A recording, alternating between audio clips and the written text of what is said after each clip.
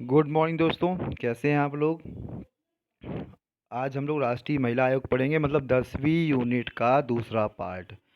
कल हमने राष्ट्रीय मानवाधिकार आयोग और राज्य मानवाधिकार आयोग को पढ़ लिया। आज हम लोग राष्ट्रीय मानवाधिकार आयोग के बाद राष्ट्रीय महिला आयोग और राज्य महिला आयोग के बारे में पढ़ेंगे। इसके बाद SC ST OBC एक्ट और उसके बाद लास्ट में श्रम जो आयोग है वो। इसके बाद आपकी 10वीं यूनिट पूरी ख़त्म हो जाएगी, मतलब कल तक या परसों तक 10वीं ख़त्म कर देंगे।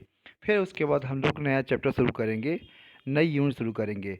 और एक्चुअली हाँ, आप लोगों को ये बताएं कि जो टेस्ट है वो टेस्ट आप लोगों ने दिए हैं।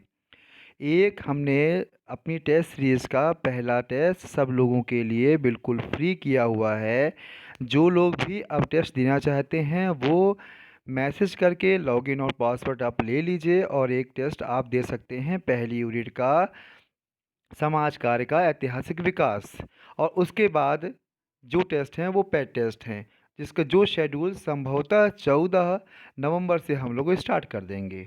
ठीक है, तो प्लीज़ आप जो भी हो समय पर आप पहला टेस्ट आप दे दीजिए। आप उसके आधार पर ही बाकी चीज़ें आप कैलकुलेट कीजिए कि आपने कितनी पढ़ाई की है, क्या है। एक एक संभवतः हमने क्वेश्चंस बनाने की बहुत बेहतर प्रयास किया हुआ है। कुछ क्वेश्चंस इजी डाले हैं, कुछ क्वेश्चन काफ़ी हार्ड डाले हैं, कुछ सामान डाले हैं। प्रयास किया है कि वो हम लेवल लाने की कोशिश करें जो लेवल शायद आयोग अपने क्वेश्चंस में रखेगा। तो प्रयास पूरा है, सब कुछ सही करने की कोशिश की है। तो प्लीज़ आप लोग टेस्ट जरूर दीजिए। ठीक है, चलिए हम लोग आज पढ़ते हैं राष्ट्रीय महिला आयोग। एक्चुअली क्या है राष्ट्रीय महिला आयोग, ये एक्चुअली बनाने की आवश्यकता क्यों पड़ी। आप देख रहे होंगे कि हमारे समाज में पिछले बहुत समय से, प्राचीन समय से महिलाओं को केवल एक उपभोग की वस्तु समझी जाया करती थी। और जैसे ही हम लोगों ने स्वतंत्रता प्राप्त की उसके बाद संविधान में हर तरह से पुरुष और महिला को समान अधिकार देने की बात कही। उसके बाद भी बहुत सारे अपराध, बहुत सारे उनके साथ है भेदभाव इस तरह होते चले आ रहे हैं आज भी। जो तो इसी के आधार पर हमारे यहाँ एक महिला से जुड़ा हुआ, जो महिलाओं के विषय में कानून कैसे हैं उनकी समीक्षा करना, महिलाओं के जुड़े में यदि महिलाओं को अत्याचार हो रहा है महिलाओं, तो इस कारण से वह आयोग सब कुछ देखे, सब कुछ समझे, रिव्यू करे, बहुत सारे नियम बनाए, जो नियम बने हैं उसकी समीक्षा करे। ये सब का काम करने के लिए एक आयोग की आवश्यकता थी। तो एक राष्ट्रीय लेवल पे भी एक आयोग बनाया गया और प्रदेश के लेवल पे भी एक आयोग सब जगह बनाया गया है। ठीक इस प्रकार से मध्य प्रदेश महिला आयोग भी है। तो सबसे पहले हम क्या पढ़ेंगे, हम लोग पढ़ेंगे राष्ट्रीय महिला आयोग। इसमें हम लोग केवल मेन मेन चीज़ पढ़ेंगे, कोई धाराएं याद करने की आवश्यकता नहीं है। एक्चुअली जो जो मेन फैक्ट है उस फैक्ट को हम लोग ध्यान देंगे कि ये कब बना, किस अधिनियम के तहत बना, क्या संरचना होती है, कितने सदस्य होते हैं, वर्तमान में कौन है, ये सब चीज़ों को हम लोग पढ़ने का प्रयास करेंगे। ठीक है, अब देखिए स्टार्ट करते हैं हम लोग राष्ट्रीय महिला आयोग। इसकी स्थापना क्या है, इसकी स्थापना 31 जनवरी 1992 को हुई। ध्यान दीजिएगा इस डेट को, प्लीज़ आप लोग ध्यान दीजिए, 31 जनवरी 1992। और यह एक अधिनियम 2 साल पहले उसके बना था, वह था राष्ट्रीय महिला आयोग अधिनियम 1990। इसके आधार पर ही राष्ट्रीय महिला आयोग बना। और एक्चुअली इसकी जो प्रकृति है, मतलब बनने का जो तरीका है, उसके आधार पर ही हम किसी आयोग की प्रकृति को निर्धारित करते हैं। तो यह एक वैधानिक निकाय है। वैधानिक का मतलब ये है कि एक एक्ट या अधिनियम के आधार पर जब इसका निर्माण है तो वो सांविधिक कहेंगे या उसको वैधानिक कहेंगे। और यदि संविधान में लिखे नियमों के आधार पर कोई आयोग बनेगा तो हम उसको संवैधानिक आयोग कहेंगे। क्लियर हो गया आपको। अब देखिए, अब हम जो महिला आयोग है उसका यदि जो स्ट्रक्चर है, जो उसका सदस्यों की नियुक्ति है वो कौन करता है, इसके विषय में पूछ लें, पूछेगा यदि आयोग तो आपको पता होना चाहिए। देखिए जो केंद्र सरकार है, केंद्र सरकार ही आयोग के सदस्यों की नियुक्ति करता है। वर्तमान में राष्ट्रीय महिला आयोग के अध्यक्ष पद के लिए चयन का प्रस्ताव केंद्र सरकार द्वारा दिया जाता है और केंद्रीय महिला आयोग और बाल विकास मंत्री द्वारा उसे नियुक्त किया जाता है। क्लियर हुआ आपको? जो और मंत्रालय हैं वो मंत्रालय मिलकर इनकी सबकी सदस्यों की नियुक्ति करते हैं, अध्यक्ष कौन होगा या उसके सदस्य कौन होंगे। राष्ट्रीय महिला आयोग के अध्यक्ष का चुनाव प्रधानमंत्री की अध्यक्षता वाली समिति करती है। मतलब जो बाकी सदस्य हैं उनका चुनाव तो ये लोग, इन लोग सब लोग कर लेंगे, महिला आयोग और बाल विकास मंत्री सभी लोग, लेकिन इसके अध्यक्ष का चुनाव कौन करेगा? प्रधानमंत्री वाली जो अध्यक्षता की समिति है वो करेंगे। ठीक है। अब जो महिला आयोग है उस महिला आयोग में कुल कितने सदस्य होते हैं उसमें आप ध्यान रखिए। बहुत अच्छा प्रश्न है, अक्सर पूछता है एग्जाम में कि महिला आयोग है, महिला आयोग को में कुल कितने सदस्य होते हैं अध्यक्ष को मिलाकर या बिना अध्यक्ष के। ठीक है, तो टोटल कुल मिलाकर 6 लोग होते हैं आयोग में, जिसमें एक सदस्य होता है, 5 मुख्य सदस्य होते हैं, जिसमें से जो अध्यक्ष होता है वह क्या होता है, उसकी योग्यता क्या है? गैर राजनीतिक, जो एक कह सकते हैं कि उच्चतम न्यायालय के पूर्व न्यायाधीश या उच्च न्यायालय के पूर्व न्यायाधीश को अध्यक्ष बनाया जाए जो महिलाओं के विकास के लिए प्रतिबद्ध हो। सामान्यतः ऐसा होता है, लेकिन ज़रूरी नहीं है कि ऐसा ही हो। ठीक है, आजकल आप देख रहे हैं कि बहुत कुछ तो सरकार की मंशा पे डिपेंड करता है। हाँ, जहाँ रिजिड होके नियम है, जहाँ पूरी तरह से क्लियर नियम हो कि हाँ यही बनेगा, जैसे मानवाधिकार आयोग में, स्पष्ट दिया है कि उच्चतम न्यायालय का वर्तमान या सेवानिवृत्त न्यायाधीश बन सकता है। ठीक इसी प्रकार बाकी जगह भी है, लेकिन इसमें ये दिया हुआ है, जो योग्यता लिखी हुई है उसमें क्या है? गैर राजनीतिक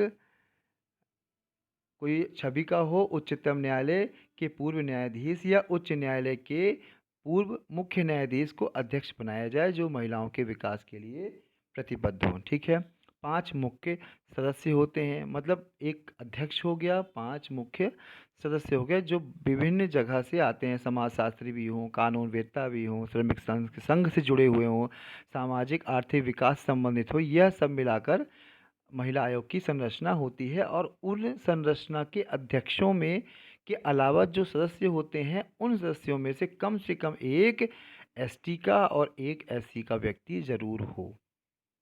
ये कंपलसरी है कि जो भी सदस्य होंगे वो एससी और एसटी जाति के जरूर होंगे, कम समुदाय के जरूर होंगे, जिससे इसका अच्छा एक्चुअली कारण कारण क्या होता है? कारण यह होता है कि जब ऐसे लोग शामिल होंगे तो देखिए बहुत सारी महिलाएं ऐसी हैं जो एससी एसटी इस तरह से बिलोंग करती हैं, तो यदि उन वैसे लोग यदि इस कमेटी में नहीं होंगे तो उनके हितों का ख्याल कैसे रखा जा सकता है, या उनको पता होगा कि ये कमेटी में ये समस्याएं होती हैं? क्योंकि देखिए जो जिस कमेटी से होता है उस कमेटी को बेहतर तरीके से समझ सकता है और उसके विषय में जान सकता है, इसलिए यह एसटी और एसटी का जो व्यक्ति होना आवश्यक है।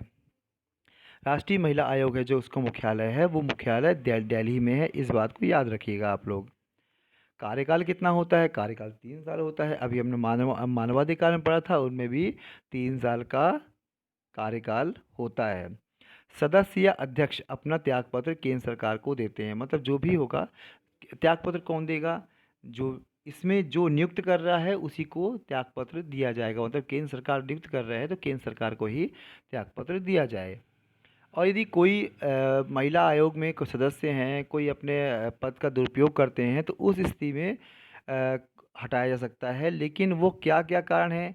पहला तो दिवालिया होने पर, न्यायालय द्वारा अपराधी घोषित होने पर, अन्य रोजगार में संपन्न होने पर, मानसिक रूप से अस्वस्थ पाए जाने पर, कदाचार अक्षमता के आधार पर। ये सब 5 आधार हैं जिसके आधार पर अध्यक्ष और सदस्य को हटाया जा सकता है जांच बैठाकर, लेकिन इसके लिए उनके सदस्यों और अध्यक्षों को क्या है? सुनवाई का अधिकार प्राप्त है। अब राष्ट्रीय महिला आयोग की भूमिका क्या होती है? वही हमने आपको जो सबसे शुरू में बताया कि महिलाओं के अधिकारों की जांच करना, मानव अधिकारों से जुड़े हुए जो भी संधि समझौते उनका अध्ययन करना, महिलाओं के क्षेत्र शोध अनुसंधान के क्षेत्र में शोध अनुसंधान फैलाना, मतलब अवेयर करना, राज्य सरकार की पूर्व अनुमति में कारावास बंदीगृह का परीक्षण करना, महिलाओं से संबंधित किसी विधि से संशोधन का सुझाव देना। मतलब महिलाओं से जुड़े हुए जितने भी समीक्षात्मक कार्य हैं वो सब महिला आयोग कर सकता है। अब महिला आयोग जो होता है उसकी कार्य प्रणाली क्या होती है? उसकी कार्य प्रणाली क्या होती है? महिला आयोग लोक प्रक्रिया संहिता 1908 के अंतर्गत सिविल न्यायालय की शक्ति रखता है। सिविल न्यायालय की शक्ति में क्या होता है? किसी को सम्मन भेजना, किसी को बुलाना, किसी से गवाही लेना, या ये सब शक्तियां महिला आयोग को प्राप्त हैं। राष्ट्रीय महिला आयोग अधिनियम की धारा 16 के तहत महिलाओं से जुड़े समस्त मामलों में सरकार द्वारा महिला आयोग से परामर्श लिया जाना आवश्यक है। मतलब इस की धारा 16 है, इस 16 में यह कहा जाता है कि जितने भी महिलाओं से जुड़े हुए मामले हैं उसके लिए सरकार द्वारा महिला आयोग से परामर्श लेकर ही बाकी काम वो कर सकते हैं। ठीक है। राष्ट्रीय महिला आयोग की सीमाएं। अब क्या इनकी लिमिटेशंस भी हैं? लिमिटेशंस क्या हैं? राष्ट्रीय महिला आयोग का कार्य केवल सिविल न्यायालय की तरह है। इसे किसी व्यक्ति को दंड देने और किसी व्यक्ति को आर्थिक सहायता देने का अधिकार नहीं है। मतलब केवल ये जांच कर सकता है। जांच करने का मतलब ये है कि एक्चुअल है क्या दिक्कत जो प्रॉब्लम है उन प्रॉब्लम की सुनवाई करना, समझना। लेकिन इन्हें ये अधिकार नहीं है कि यदि कोई अपराधी है तो उन्हें दंड दिया जाए, या कोई ऐसा व्यक्ति है जो पीड़ित है, ऐसी महिला पीड़ित है, उसको आर्थिक रूप से सहायता की जाए, इस तरह के अधिकार इनको प्राप्त नहीं है। इनके द्वारा सरकार को दी गई सलाह बाध्यकारी नहीं है। मतलब ये सलाह देती है ये सरकार को ये आयोग, तो किसी प्रकार का ये नहीं है कि हम आपकी बातों को मानेंगे ही, बिल्कुल नहीं मानेंगे। मान सकते हैं, नहीं मान सकते हैं, ये केंद्र सरकार के या सरकार के ऊपर डिपेंड करता है। यह आयोग पूर्ण रूप से संघ सरकार पर निर्भर है, क्योंकि अब देखिए राजनीति होती है, इतने बड़े बड़े आयोगों में कौन बैठेगा, क्या बैठेगा। स्वाभाविक है जब सरकार की सहमति से, उनकी अनुशंसा से, उनकी इच्छा से कोई बैठेगा तो उनके विरोध में बात करना शायद बहुत कम ऐसा होता है जो इस तरह की बातें बोले जो सरकार के विरुद्ध हो, क्योंकि भाई जिसने नियुक्त की है यदि उसके अगेंस्ट बोलेंगे तो सही नहीं है ना। तो सामान्यतः क्या होता है कि इसके विरुद्ध, सरकार के विरुद्ध इन लोग कुछ भी नहीं कहते हैं।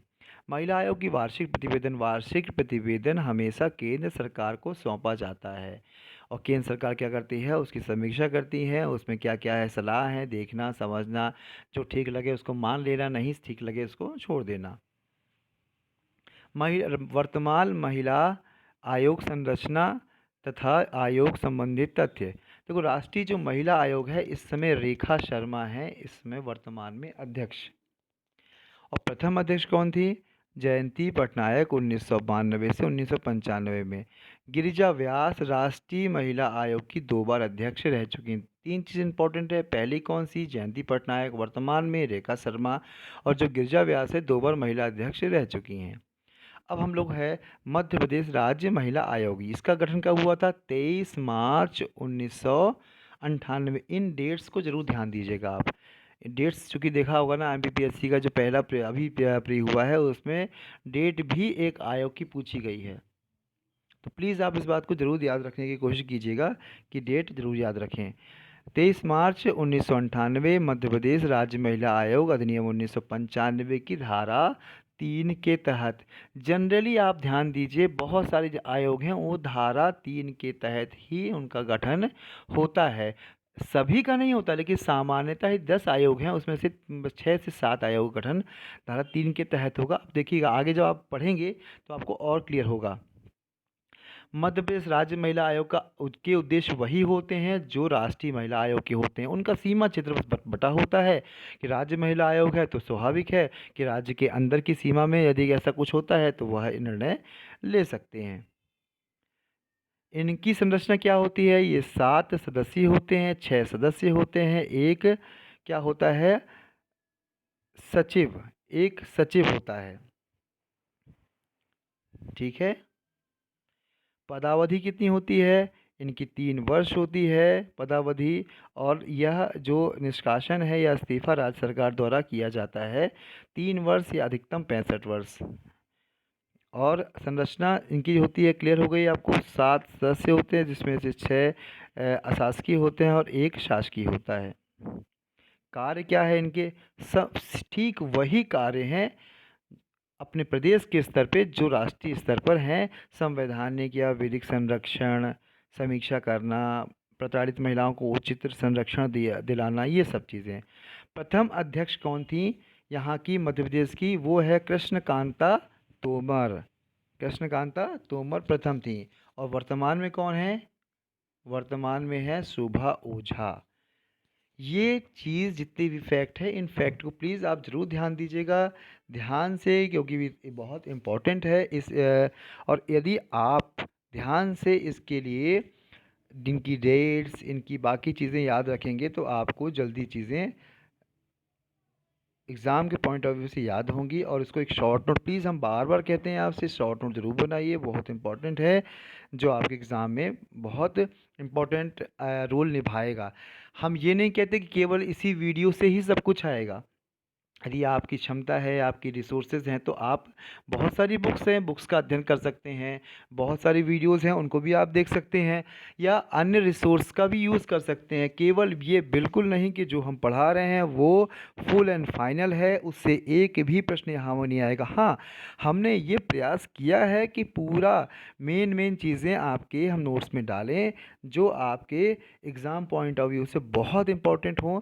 तो हमने पूरा प्रयास किया है, लेकिन आप समझ सकते हैं कि सब कुछ डालना या तो हमको हर चीज़ पता होना, ये तो संभव नहीं कि एग्ज़ाम में क्या और कैसे प्रश्न पूछेंगे। उसके आधार पे हमने केवल प्रयास किया हुआ है, उस प्रयास के आधार पर ही हमने ये चीज़ें ये नोट्स बनाए हैं, ये वीडियोस बनाने की कोशिश की हुई है। तो प्लीज़ आप जो भी है उसको नोट कीजिए, एक अपने खुद के शॉर्ट नोट्स बनाइए जो आपके लिए बहुत इंपॉर्टेंट हैं। ठीक है, चलिए अब हम इसके बाद आएंगे तो नेक्स्ट जो भी SC ST और OBC, इन तीनों आयोगों को हम एक साथ लेके चलेंगे और प्रयास करेंगे ये पूरा भी ख़त्म हो जाए। ठीक है, ओके, थैंक यू।